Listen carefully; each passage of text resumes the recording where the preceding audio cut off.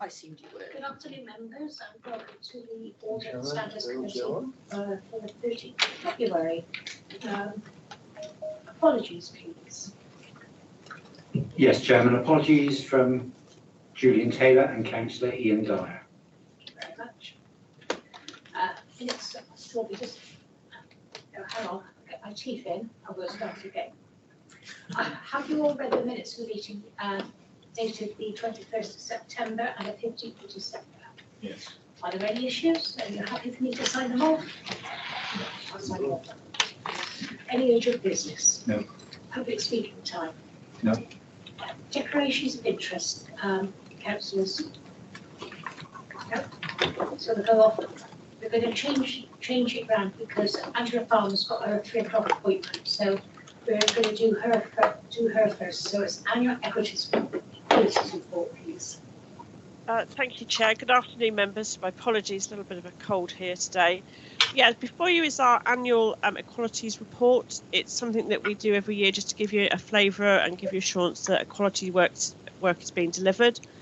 As members may know, the Equality Act requires us to set equality objectives and obviously deliver against those objectives each year. Certainly for 22, as you can imagine, work has predominated, LGR work has predominated the agenda, but we've still managed to achieve a number of pieces of work. We do it as a collective, so I work collectively with colleagues from the other councils, county and the districts to deliver equalities. We all have the same requirements under the Act, and so therefore we do tend to do quite a lot of joint work as it's probably more cost effective, and we all deal with the same communities. Engagement really has been the focus of 22 work. Certainly with Gypsy and Traveller community, we've been able to maintain our Gypsy liaison officer role with that community and start to build the bridges there. Unfortunately, we haven't been able to further any site development, but that work continues. And we continue to further planning application for Junction 24, which will be a temporary 3-year site to allow us time to actually build some proper transit facilities. We are building, or in the process of building, an interfaith network, which is bringing all the faiths together, hopefully under one banner. That is a big piece of work. It's something that we've longed to do, and we managed to get some COVID funding to do that. Very similar to the LGBT, I'm setting up a network within Somerset. Again, with some COVID funding, we will be able to continue both of those networks with some funding that we have through the new council budgets. Disability engagement has continued as well. We were working with a company called AGM Healthcare, who have a wider contract with county for around wheelchairs, but that has sadly come to an end last October, and we now have a new tender out around engagement with the disability community, which we're hoping to start in April. We've also managed to undertake our ESOL classes, which is English for speakers of other languages, up at Westfield. That's been going since about 2015. It's well attended. I think we've had somewhere of 85 different languages go through the courses over the time. So it's very popular, and we will continue to do that into 23-24 as well, we hope. Looking forward, the major piece of work to do as part of the new council obviously will be our objective review. We were supposed to be reviewing our objectives every 4 years, but in view of the LGR position, we agreed across all councils to extend that to September 24. Policy funding will all be part of the mix as well. We will continue with ESOL, and we're trying to have a wider look at ESOL provision because obviously, as you can imagine, there was a number of different pieces of ESOL work going on, especially with the refugee resettlement programme. The other piece of work that we will be picking up in 23 as well is a race audit for the new council to understand some of the issues that we face with our BME communities, and especially our staff as well. So overall, a quick run through, but more than happy to take any questions. Thank you. Are there any questions, members? Here you go. Thank you. Just a quick one. In terms of the LGR stuff as well, the work that's done with the LGR work streams. Just out of interest, because I sit on the HR committee at Somerset County Council as well, and some of the policies that have come to that HR committee has looked at kind of the equality impact assessments, and specifically what I was wondering was around the LGBT stuff, because I was surprised at what I thought was the perhaps lack of consultation with various LGBT groups. So I just wondered, are you part of that consultation process when County Council up to now have been setting up their new working policies, such as dynamic working strategy, etc., etc.? Thank you, Councillor. I'm part of the sub-work stream within People for Diversity and Inclusion.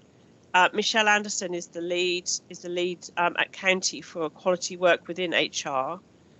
In respect to consultation with LGBT colleagues, I would have assumed there is an LGBT staff network in County, which hopefully district staff some district staff have joined as well.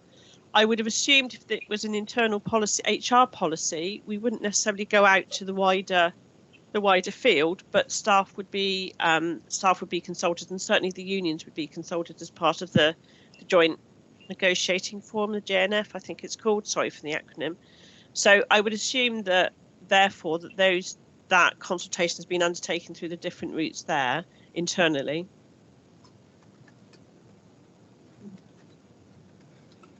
Are there any questions? Excuse me. No? Okay. Committee was to note the work that has been undertaken in 2022 and the plans for 2020. Thank you, Angela. You can now go to your next meeting. Thank you very much. Thank you, members. Bye. Bye now. Right, we now go back to item 6, the internal audit progress report. Thank you, Chair. This is our usual progress report highlighting progress made on the Sedgemoor 22-23 internal audit plan. The report provides an overview on our delivery, any changes made to the plan, and, where relevant, highlights significant issues identified through our work.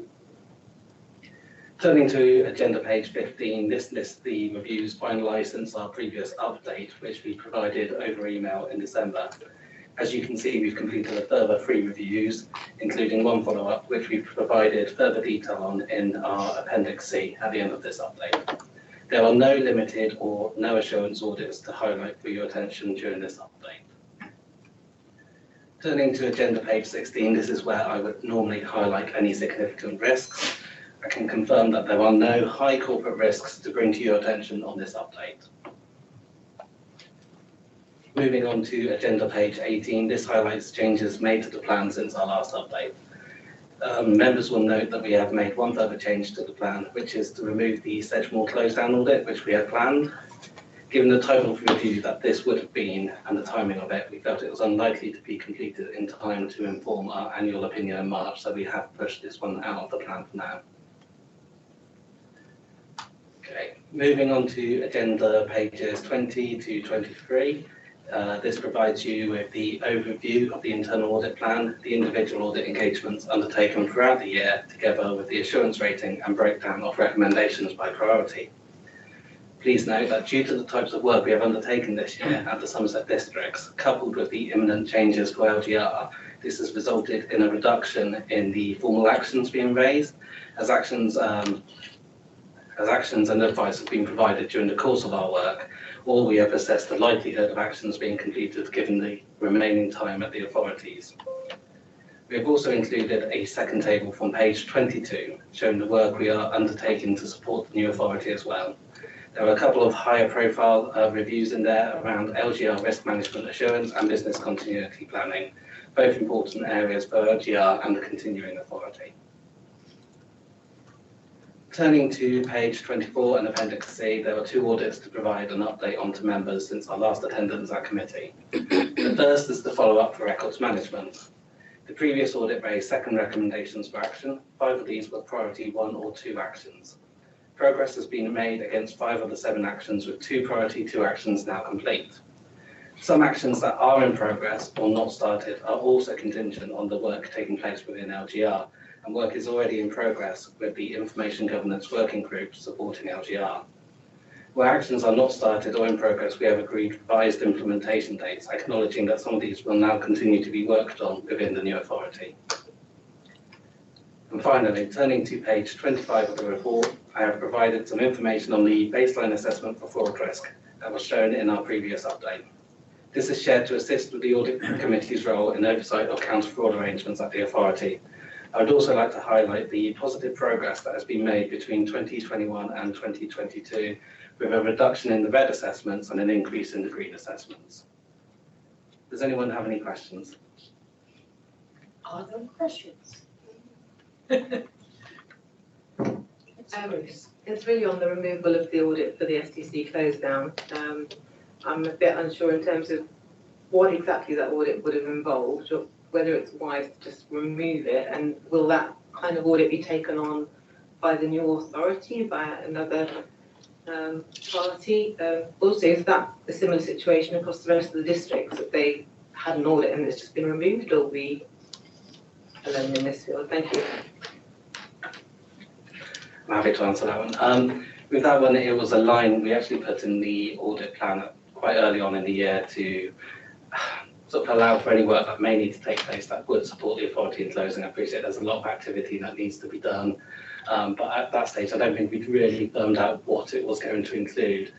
Given where we are and trying to draw audits to a close, we're prioritising on work already in progress to ensure that we can reach enough audits to a conclusion to deliver the annual opinion. So that is why that one has been removed, as we saw it as a lesser priority. But it's certainly one of those areas that we might need to prioritise within the new authority, and we will sort of agree that with the audit committee at Somerset Council. Are there any more questions? Okay, as a committee, we have just an open report. So thank you very much, Adam. This will be the last time you come to us, or are you there on the 27th? We've got to deliver the annual opinion, so we'll be back. Okay, that's fine. Right, then moving on to agenda item number 7. That's me, members. Really, this is our usual overdue swap actions report, and again, quite pleased to report on Simon Taylor's behalf that we've got no overdue swap, high level or medium high, or actions again. There's obviously some that's still in progress, but we'll have a further update at our following meetings, but it's good news again.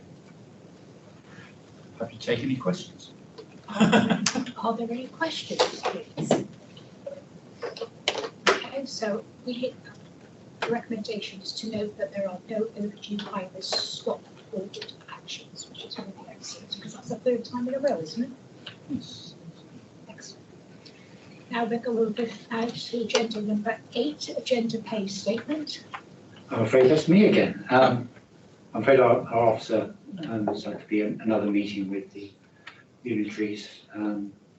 Work is getting very full for most of our officers at the moment. So this one is our standard report, which comes to us once a year with us to make recommendations to full council to publish it, which is actually a legal requirement, but we still have to go through the pipeline of recommending it to full council.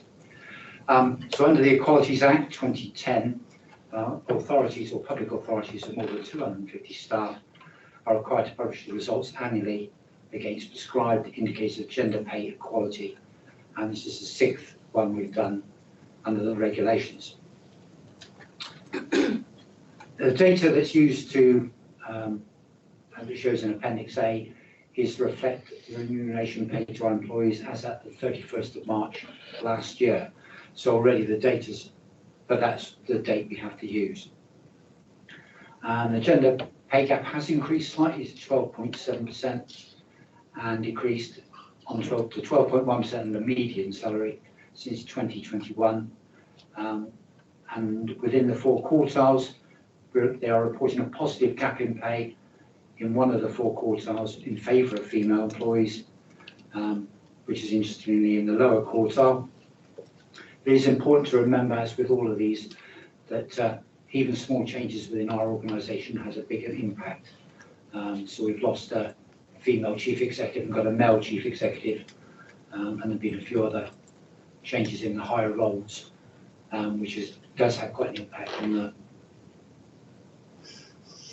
And Appendix A really outlines all the various, so all women and men are paid the same salary for the same job. It's just all about reporting the difference in the median, which is the middle value, and the mean, which is an average if you take them together between the two. And it really just reflects perhaps the higher for the male is where there are more males in perhaps more senior roles. Normally, they will be putting steps in place to try and do something within the next year, but it's not in their gift at the moment. And this will be something that the county will be looking at as well, and then you hold you some sort of authority going forwards. And it's something they'll be reporting annually, as we have to. Happy to take any questions. I probably can't answer them, but more than happy to get a written response should you wish. Thank you, members. Are there any questions? No? Okay. The recommendations is to consider the updated gender pay statement attached to this report and recommend to council that it approved under the Equalities Act 2010 and the gender pay statement, and to publish the details by the 30th of March 2023.